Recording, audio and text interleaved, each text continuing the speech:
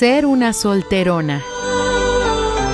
Bienaventurado el varón que no anduvo en consejo de malos, ni estuvo en camino de pecadores, ni en silla de escarnecedores se ha sentado. Salmos capítulo 1, versículo 1.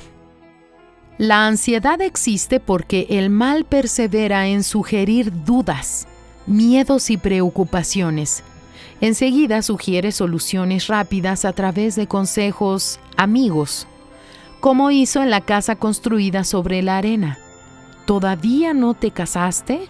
¡Uy, qué mal! Ten cuidado para no quedarte solterona. Esta y otras tantas situaciones vividas motivan el miedo de que Dios no responda a las oraciones. El tiempo pasa y la necesidad aumenta. Y lo peor, alimentada por personas usadas por el mal. Por eso, la necesidad de invertir en la actitud de fe diaria. Solo esta disipa dudas, miedos y ansiedades.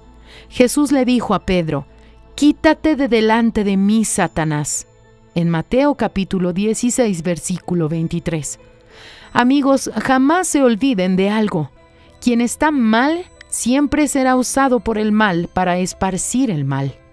Huya de esa gente.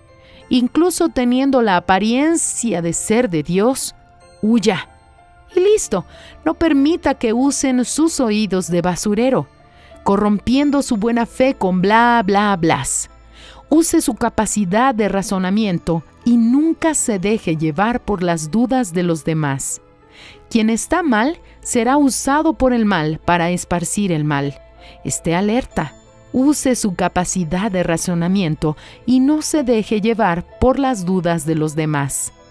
Fragmento del libro El pan nuestro para 365 días del obispo Edir Macedo.